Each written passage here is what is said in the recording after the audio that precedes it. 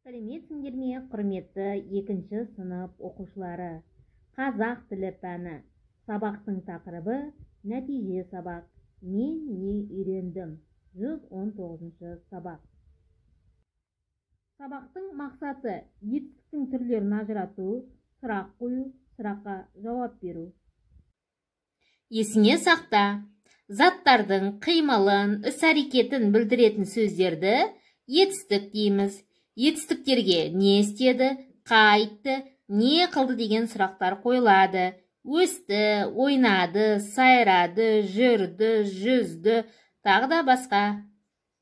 Оқулығымыздың 94-ші бетін ашайық. Бірінші жаттығуға назар аударайық. Өлеңді жатқа жаз.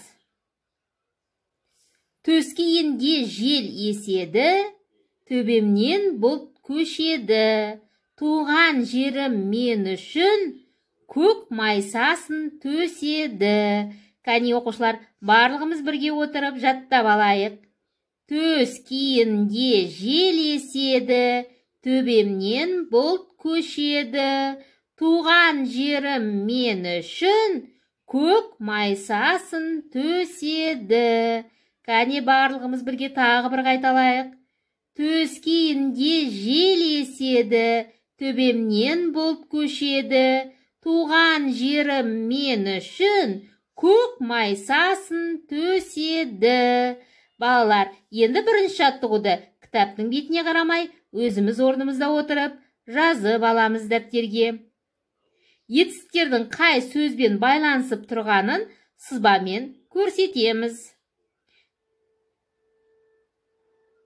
Екінші жаттығуға назар аударайық. Мәтінді оқып, етістіктерді тауып.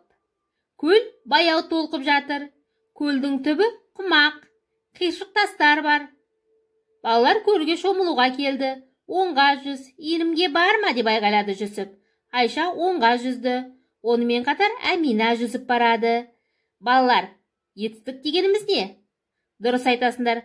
Заттың іс-қимылын, іс-әрекетін білдіретін сөз табын етістік дейді екенбіз. Етістік қандай сұрақтарға жауап береді?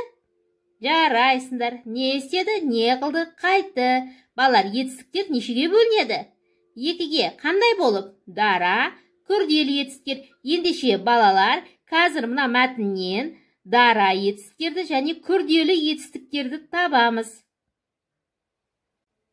Оқулығымыздағы 3-ші жаттығуға назар аударайық. Суреттегі зат атауларын, олардың қимылын білдіретін сөздермен сәйкестендір.